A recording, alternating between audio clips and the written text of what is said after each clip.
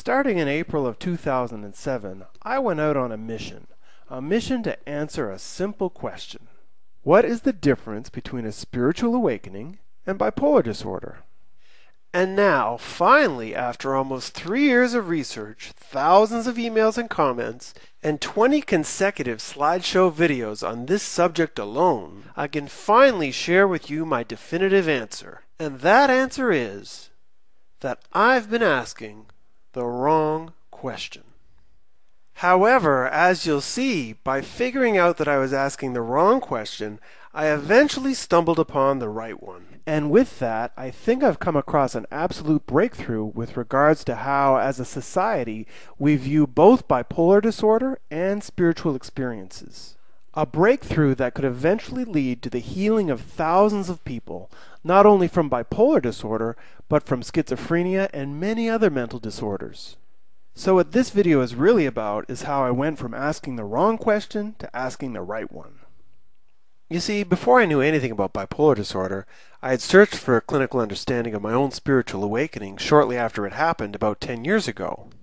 It was then that I discovered the work of Dr. Stan Grof, and for Grof there was a condition that looked very much like mental illness, but could actually lead to a spiritual breakthrough, which is what I had, and he called this condition a spiritual emergency. In reading his book, The Stormy Search for the Self, I finally found some validation for my spiritual experience, something that few others were willing to believe, that what I had been through was indeed spiritual and not a mental illness. And in the back of this book, he had an appendix to help people determine the difference between a mental illness like schizophrenia and a true spiritual emergency. So here were some of the criteria for a spiritual emergency. First, exams show no pathology or disease affecting the brain. The intellect and memory are challenged but intact. Adequate pre-episode social functioning and healthy relationships. Enough trust to be able to communicate and cooperate with others during the episode. And conversely, there should be an absence of self-destructive behavior, aggressive behavior, or withdrawal from help. The person in a spiritual emergency could also have the feeling that something important, healing, and even spiritual is happening. Spiritual themes such as birth and death are also present in an experience of spiritual emergency. And so, because my experience met all of Grof's criteria, I went for over a decade thinking that my experience and that of people with mental illness were completely different. However, when my niece Anna had an experience in 2007, I was struck by how similar it was to my own and became convinced that she was having a spiritual emergency, even though her psychiatrist was medicating her for what he saw as a mental illness, most likely bipolar disorder. It was then that I started this research project as well as making YouTube videos to share my story. Once the comments started rolling in, I realized that thousands of people labeled with bipolar disorder had stories similar to my own and fit Grof's criteria for a spiritual emergency. And not only that, but once I started producing theory videos explaining what actually happens to someone when they're in a spiritual emergency, I realized that many of us were going through the same deeply spiritual themes while we were in this apparent insanity. Both a spiritual emergency and bipolar mania can have a feeling of cosmic oneness to it, a feeling of timelessness. You may feel you have all-knowing universal knowledge or a deep sense of sacredness. There can be spiritual visions or voices, or as psychiatrists call them, hallucinations. You may think that you're dreaming or in a movie, that you're being tested by God, that you're the Messiah, a prophet, or a saint, or that you're dead, dying, or being reborn. And these are just a few of the very common spiritual experiences that many bipolar people identified with in my videos. However, some bipolar people did not identify with these experiences at all. Not only did these people hate my videos, but they also hated me for making them. What is so spiritual about wanting to kill my cats? One guy asked me. You're going to have to answer to Jesus for this, said one woman. Apparently, for some people, bipolar mania had been almost an anti-spiritual experience. Some people suffered from very demonic hallucinations. Others endured severe paranoia or deep feelings of anger. For me, these people seem to be encountering experiences that I'd always considered to be closer to schizophrenia. But perhaps what was most common was not these highly positive spiritual experiences or the deeply fearful, painful experience. No, what was most common was a mixed episode. Most people would experience both ends of the spectrum, the love and the fear, the joy and the pain, the good and the evil. It seemed to me that rather than being a separation between spiritual emergencies and bipolar disorder, there was a spectrum of experiences from those dominated by love to those dominated by fear, with most people having a type of mixed episode which would lie somewhere in the middle, a mix of love and fear. And not only that, but this spectrum would go from spiritual emergencies to bipolar disorder all the way to schizophrenia, with no definitive break between the three. And so it's in this way that I became convinced that three experiences which I was sure were completely separate from each other were actually all part of the same spectrum of experience. And that's when I realized that my original question was going nowhere, because I was never going to find a clear, distinct line between a spiritual awakening and bipolar disorder. But it was in realizing that I needed to change direction that I went from asking the wrong question to asking the right one.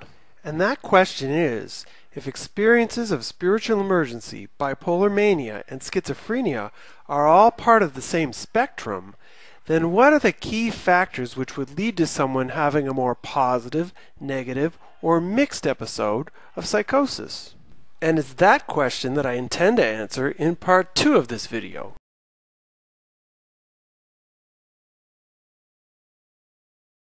Now, as luck would have it, back during the time I was studying Stan Grof's stuff, I was also studying Ken Wilber. And it's with Wilber that I learned about another type of spectrum, what he called the spectrum of consciousness. And as it turns out, just as people in psychosis have experiences ranging from the very fearful to the very loving, according to Wilber, we actually evolve from more closed, fearful levels of consciousness to more open, loving levels of consciousness. And so, in recognizing this parallel between the spectrum of psychosis and the spectrum of consciousness, I started to wonder if they would somehow match up. Meaning, would people at a higher, more loving level of consciousness have more spiritual emergency type of psychosis? Would the people at the lower levels have more fearful, schizophrenic type psychosis? And most importantly, would the people in the middle have more mixed episodes, the typical type of bipolar psychosis? Now, in order to see if this theory had any useful value to it, the toughest part for me was going to be determining if schizophrenia was connected to the lowest levels of consciousness. And this was mainly because I didn't have a lot of contact with people who had severe schizophrenia, the type of people who might spend many months or years in psychiatric institutions. However, after a few years of research and a lot of reading, I did find that there are a number of similarities between the way people at lower levels of consciousness think and the way people with schizophrenia think. Now, along with the very fearful life experience that I've already talked about, probably the most obvious and important similarity is that both groups have hallucinations. In fact, there's a very interesting book by a guy named Julian Jaynes called The Origin of Consciousness and the Breakdown of the Bicameral Mind. And in this book, he explains how people, not only at the tribal level of consciousness, but also at the earliest levels of civilization, people in the feudal level, were not directed by their own mind, but by the commanding visions and voices of the gods. In fact, visions and voices were common in ancient Egypt, Greece, India, and among tribal peoples around the world. Proof of the commonplace nature of these occurrences can be found in the earliest books of the Old Testament, parts of the Greek Iliad, and the Hindu Vedas as well. In fact, hallucinations were so pervasive in these more primitive civilizations that Jaynes writes, according to our theory, we could say that before the 2nd millennium BC, everyone was schizophrenic.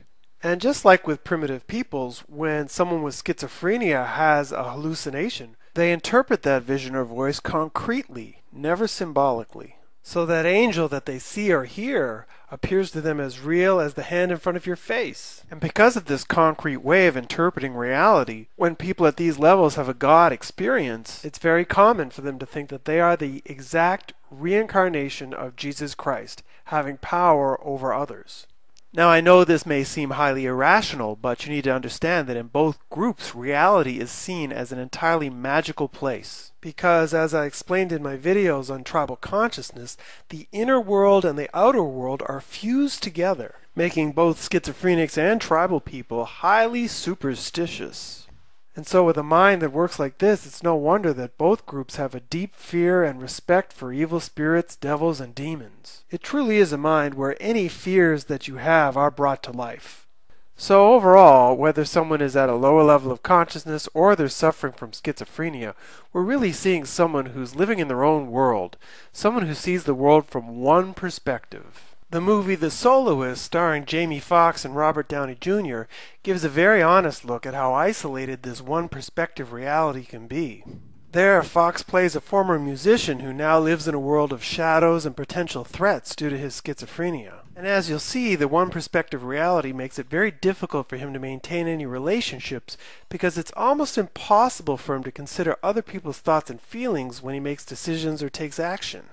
So, considering all of these similarities, I think it's safe to say that we've got a clear connection between the type of psychosis associated with schizophrenia and the lower levels of consciousness. Now, the question was, would I find a similar relationship at the higher end of the spectrum? Well, to start, the Power of Now level and the postmodern level are the most open, loving levels of consciousness in the model. These levels also have a much more spiritual but non-religious view of life, which parallels the insistence of many people in spiritual emergencies that they're in fact going through a spiritual experience. These are also the most intuitive levels of consciousness, where people often override their purely rational, logical thinking and trust their intuitive feeling for things instead. And this ties in with the intuitive interpretation that people give when they're having a spiritual emergency, that they're going through something very important, some inexplicable inner process which must be completed. Both groups also see reality as being deeply meaningful on a symbolic level. They will think, wow, this looks like a hotel, but it feels like purgatory, or he looks like a security guard, but he seems like an angel. As a result, rather than being bombarded with the disturbing concrete thoughts and hallucinations of schizophrenia, people in a spiritual emergency are often quite pleasantly surprised by startling synchronicities, especially receiving messages from the television, music, or other symbolic communications which seem specifically designed for them. But of course, as people at the higher levels of consciousness know, synchronicities aren't just for people that are in experiences of psychosis. Many postmodern spiritual books like the Celestine Prophecy discuss the importance of synchronicities in our daily lives. Global issues such as poverty, the environment, war, or racism could all surface when somebody is in the middle of a spiritual emergency, and these are issues that increase in personal importance as you get into the higher levels of consciousness. And finally, as opposed to the one perspective thinking of schizophrenia, many people in spiritual emergencies are already thinking in a postmodern multiple perspective way of seeing things. To give one example, my favorite stories of so-called psychosis come from former atheists who open up to seeing life from different perspectives once they're hit with a powerful spiritual emergency. So once again, it appears that we have a lot of compelling evidence for connecting the more positive spiritual experiences of a spiritual emergency with the higher levels of consciousness. Okay, so what would connect the middle, traditional, and modern levels of consciousness to the type of psychosis usually diagnosed as bipolar mania? Well, based on my research, I would say that the main characteristic at this level is confusion. Being bipolar is confusing for a couple of reasons. First, like I said, you're most likely having a mixed episode. You're having experiences of love expressed through cosmic oneness, timelessness, and a sense of all-knowingness, just to give a few examples. But on the other hand, it can be very frightening as well, as many people experience moments of paranoia, even hallucinations, and regressions into trauma, which can be quite painful. And then, of course, there's the drugs, which don't help much either. For most people with bipolar disorder, drug experiences, usually with marijuana or LSD, have been a part of what triggered their first episode. So for yourself and others, it may be hard to separate the effects of the drug from the psychosis itself. Another source of confusion is simply the way people think at these levels of consciousness. You see, as we evolve from the magical, concrete lower levels to the symbolic, intuitive higher levels, the middle levels, particularly the modern level, is much more factual and logical. And as a result, any inner experiences we happen to be going through are invalidated, they're denied because they can't be measured. If you're at the modern level, everyone will have you believing that your disorder is caused by a chemical imbalance, even though the scientific evidence will show that you're biologically normal. At the traditional level, people might see you as having a moral flaw, like God is punishing you for something you did. But either way, regardless of how you felt about your experience on the other side, people at these two middle levels of consciousness will work to convince you that these experiences are bad and better off forgotten. And if you're at those middle levels, you'll probably believe them. So once again, we find a lot of compelling evidence demonstrating that a typical bipolar psychosis usually fits within the modern and traditional levels of consciousness, especially because at this stage of development, any spiritual experiences we go through are denied, first by our society, then by ourselves. Schizophrenia, bipolar mania, spiritual emergencies. The spectrum of psychosis matches seamlessly with the spectrum of consciousness. Now, just recognizing this relationship will be a huge step forward for both psychiatry and psychology. But before I explain why, I need to add one more very important factor to our model. A factor that will also help us understand why it's much easier for some people to heal from psychosis than others. And that missing factor is trauma.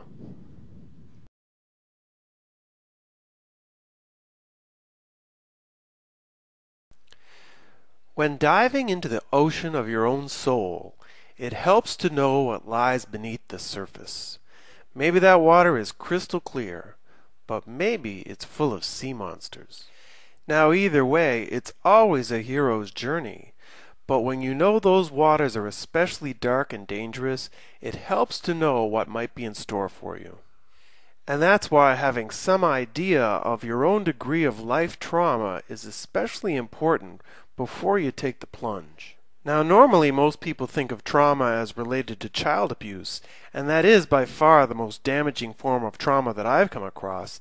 However, as I talked about in my video on trauma, it can come in surprising forms. Experiences from any time in our lives can have a powerful effect on us, such as witnessing a murder or being in a fire. But we can also be affected by traumatic events which we have no conscious memory of, like being an unwanted pregnancy.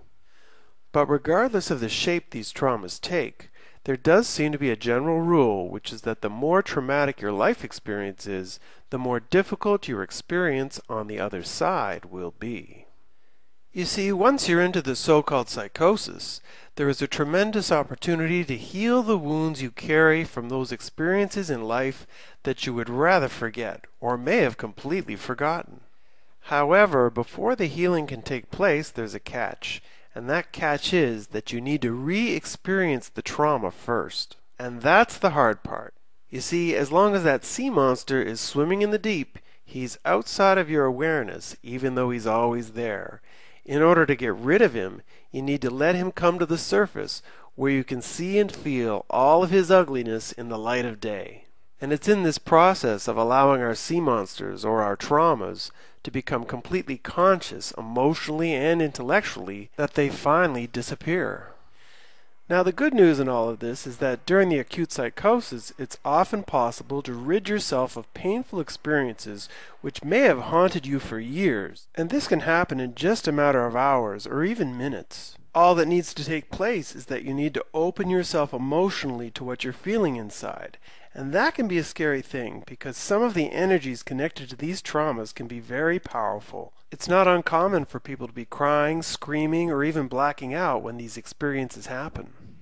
And so for many people in this situation, sensing the emotional pain and memories arising within, it's tempting to simply try and block whatever's happening within you. Playing loud music, talking non-stop, or even doubling up on the meds. But for the true healing to take place, you really need to let go. And so because trauma is such an important factor to consider, I've added it to the model here because, as I said, all things being equal, the more trauma that is within you, the more difficult and fearful your process will be.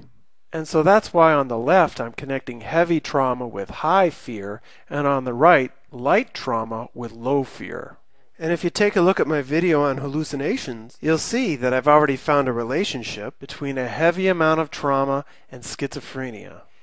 And it should come as no surprise that the people at the opposite end of the spectrum, those having the very positive spiritual experiences, had very few difficult traumas to deal with in their experience of psychosis or in their life history. Now, I'm sure there are many people out there with bipolar disorder that don't consider their lives to be particularly traumatic, and that may be the case. However, there is one other type of trapped energy which we carry within us that needs to surface when you're in a typical manic psychosis, and that is the energy of repressions. You see, as we move from the one perspective reality of the feudal level into the two perspective world of the traditional level, we learn to repress our emotions. Now, as I talked about in a previous video, learning to repress emotions is an important skill as it helps you get along with people better. However, some people become overly repressed, feeling that they can never truly be themselves. That's why I've called bipolar disorder I can't be me disorder. And based on the people I've talked to, I would say that it's the repression of your true self or inner spirit, which is often a big part of why people go into psychosis. So you see, as opposed to someone with very deep psychological problems who's perhaps had a lifetime of difficulties relating to people, many people with bipolar disorder were in fact the opposite. Top of their class, straight A students, popular and charismatic. It's just that perhaps the expectations they felt they needed to live up to may have become too much for them, or in fact didn't really reflect who they were as a person. So as opposed to being in the more traumatized lower left-hand corner of our chart, most of the people diagnosed with bipolar disorder that I've talked to would find themselves towards the upper right, dealing with some trauma but also a fair amount of emotional repression. Now, some of you might be asking, if people in the far upper right-hand corner are already at a higher level of consciousness and have less trauma or repressions to deal with than others, then why would they enter into a psychosis at all? Well, starting with the modern level of consciousness, we begin to question our own reality. And at first, we challenge the thinking of our culture, questioning our religious beliefs, cultural obligations, or even superstitions that might be left over from the lower levels. But at the postmodern level, we begin to question everything, even our own rational mind. Here, the world somehow opens up, and the sense of wonder we had as children returns, especially as we begin to see how our own thoughts, feelings, and attitudes directly impact or even help create our own reality. And so in order to create a better world for themselves, people become much more introspective at the postmodern level, questioning the limitations of their own consciousness in order for them to improve. As a result, people in or near the postmodern level are often enthusiastically involved in activities which, whether they know it or not, put them on a course for breaking out of their own ego or false self, and possibly into a very positive spiritual psychosis or spiritual emergency.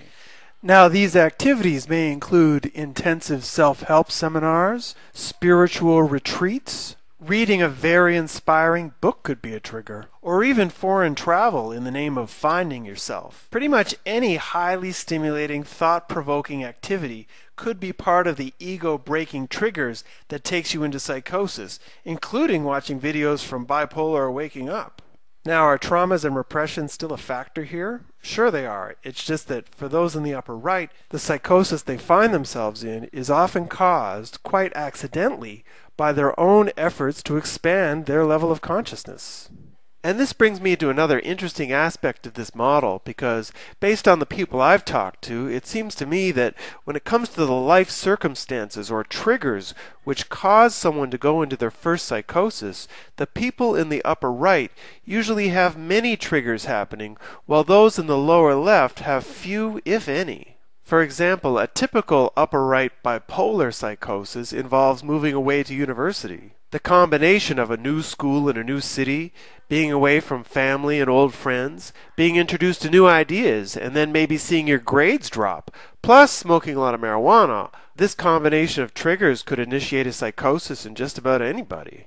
On the other hand, someone hallucinating devils at the age of 14 or 15 may not be able to remember any specific triggers causing their first episode. So as opposed to people on the upper right, who usually have many triggers to their first acute psychosis, those on the lower left usually only have one or two, as it's the severity of the trauma that they've been through that is primarily responsible for their first episode. So, it's been a long journey, but a satisfying one, because I think I've finally got a pretty good answer to my question. If you remember from part 1, I started out looking for the difference between a spiritual awakening and bipolar disorder, but then in realizing that there was actually no definitive separation between a spiritual awakening or a spiritual emergency, bipolar disorder, and schizophrenia, I then asked what are the key factors which would lead to someone having a more positive, negative, or mixed episode of psychosis. And those key factors turned out to be consciousness and trauma. And knowing this, we can start to look at the spectrum of psychosis in a whole new way. You see, it's important to remember that up until now, according to psychiatry, all episodes of acute psychosis should be medicated, and most people become medicated for life. And that even among the most open-minded psychiatrists and psychologists, there's been a genuine frustration in the inability to clearly define a spiritual experience from insanity. However, what our model shows is that there will never be a clear diagnostic criteria to separate one experience from the other. And so rather than looking at these experiences in black and white terms of spiritual or insanity, we can now assess someone's probability of healing based on our model. And what we'll find is that for people approaching the upper right-hand side, there will be a high probability of having healing, even spiritual breakthroughs. Having much more fearful, traumatic experiences, those people in the lower left-hand side of the model will have a lower probability of healing, as it's much more difficult for those people to engage the material that they're confronted with. And as for people labeled with bipolar disorder, as always, they fall somewhere in the middle, usually having mixed episodes of love and fear. And for these people, their probability of healing can be good, provided that they're given the education and support necessary to help them work through their processes. Because in truth, wherever you would find yourself in this model, every acute psychosis has at least the potential of transforming into a spiritually healing experience. My new book, Am I Bipolar or Waking Up? By me, Seana Blackwella, is now available at Amazon.com. For more details, check out my new website at bipolarorwakingup.com.